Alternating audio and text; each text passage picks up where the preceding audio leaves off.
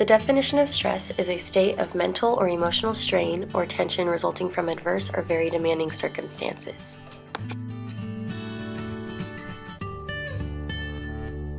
Research has shown that there are many factors that contribute to student stress, academics being a primary source. We know that stress can cause physical and mental health issues that can disrupt students' lives. Stress also can be a factor in behavioral concerns and can hinder a student's academic performance. As we have seen in our community, student stress can even lead to suicide. It is important to discuss this topic because it is becoming an increasingly serious issue and is greatly impacting the lives of students. No, not really. I think the responsibility of the school is to provide education. I don't think it's just the school's responsibility, but I think they should have a bigger part in it than they're probably currently doing overall. Just because they're the institution that sees the children the most. Like, they probably don't see their parents as much at that point as they're seeing their teachers and their classmates. And since that's where the stress is probably part of it's coming from, they should be able to counteract that, especially with like all the problems we're having with like school shootings and like suicides and stuff like that at that age range. Then I think they need to maybe step it up, and maybe colleges need to start doing more to help the high schools since they're making tons of money off students. Teacher training, teacher education, hiring and recruiting teachers who and counselors who are competent and well trained and who are committed and dedicated to education. It's not about the social aspect, it's about education. I believe that schools are meant to educate. Parents are meant to provide the ethical and moral backgrounds. So in terms of stress, you think it's more the parent's responsibility? Yes. I think a lot of the stress that comes to students these days stems from this culture that we have not only in schools but in their home life. That the definition of success is based entirely on your academic success and what college you go to, and basically that sets you up for life. And I don't feel like enough maybe alternative methods of educating yourself are explored, or alternative methods of building a career for yourself are explored. So people who do not succeed in the traditional academic sense feel that they are complete failures. So what might those alternative methods look like? Vocational schools, even more of an emphasis on possibly going into community college or city college before you go into a four-year university. There might be too much of an emphasis put on going to, like, right out of high school, being able to get into a really good four-year institution, and a lot of kids might think they know what they want to do at that point, and they just might find themselves lost when they go to a four-year institution and just overwhelmed. And being able to take that first step by going to a community college instead would alleviate, I would think, a lot of the stress that comes with the whole application process as well as the high school process. I would say student counseling. First and foremost, student counseling. My experience in high school with student counselors was not great. It was very obvious that, at least at our school, it was very apparent that they really cared more for the students, or at least focused more on the students that were achieving academic success and were trying to get into a UC or an Ivy League school or getting above a 4.0. It seems like if your numbers were, as they put it, a little bit softer, they kind of didn't give you the time of day really, and I don't know. As far as a change, I would say probably like in my school, we have 1,200 students. We have 3 guidance counselors.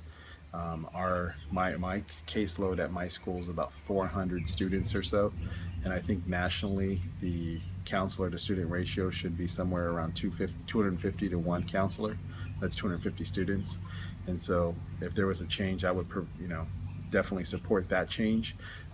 Usually, the less students a guidance counselor has, the more they can check in with their kids, the more they really get to know their students better than when they have a big caseload. And so that would definitely be something that I would support, is having extra guidance counselors in schools. High stakes testing is huge. Kids feel like they have the summative tests, and if they don't do well on the test, so then they're a failure in school. So they get stressed out. Another thing is kids fall behind, and when they fall behind, they get more and more stressed because you're third, fourth grade, you're 2 grade levels behind already. You start to understand that you're missing some of the skills that you need, and you get frustrated. And the pressure from your teachers, from your parents, adds to the stress level. So the kids. Well, I think we got to get rid of the summative winner takes all testing and go more for the formative testing, where the kids can prove themselves over a week, 2 weeks, that they can master the content. It's not, you need to master the content by this day at this time, and if you don't master by that time, then you have an F or a D. Instead of giving kids multiple ways to show that they've mastered the content or master the skills you need them to master. And it would change the way we do our report cards. It would change a lot about education. They shouldn't put that much of a workload on students because that's just gonna create more stress for them, because I know they have to balance school and other things, but if they just go easy on the workload that they give their students, I think that would kind of influence students to be a lot better and to do a lot more.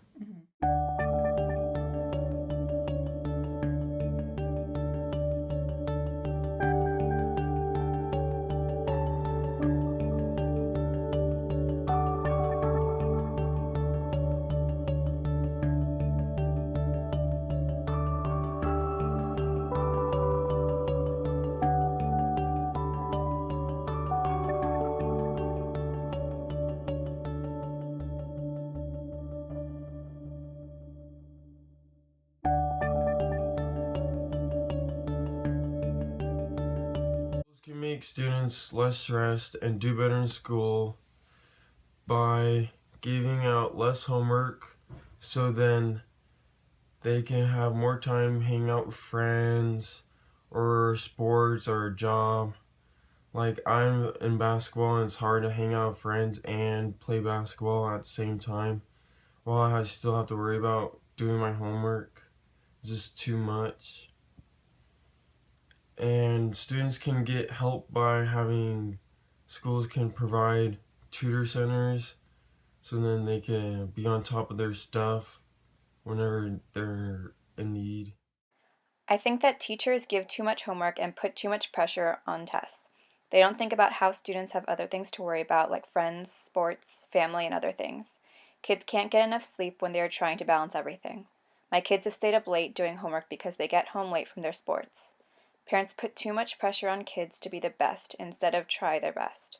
Kids have enough stress and need support from parents to try their best. Sure that they understand that there's other options in case they feel like they can't do a higher education after they get out of high school. So maybe set them up for other programs like culinary school or trade schools or workflow programs or something like that. And then making sure too that in school, because it's so stressful, that they have outlets to do. So if you take away extra band and sports and art, things that they can do for fun to kind of get away from just studying, and make sure that there's after school programs and people in place that are trained in mental health, so the kids can have someone to talk to that they trust. I think just being approachable, is the hardest thing. I think sometimes teachers act more as authority than peers. And I think that's a problem because then kids are too scared to approach their teachers. So I think getting on the same level as them is important.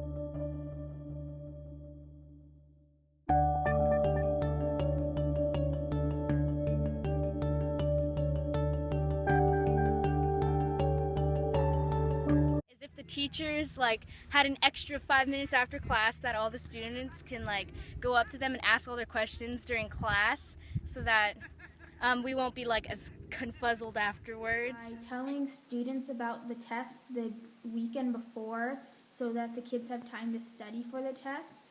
And I also think that this teachers should leave time in class for the students to work on their homework.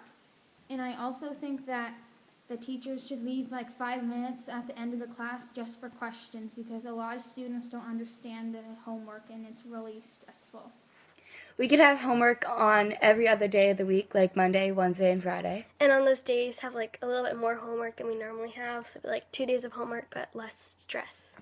I think that schools have to consider participation and effort. Especially in high school, it is so easy to grade an essay or project based on other people's grades or other people's works. Teachers have to consider how much work and effort was put into it. High school is super important. It is the time of your life.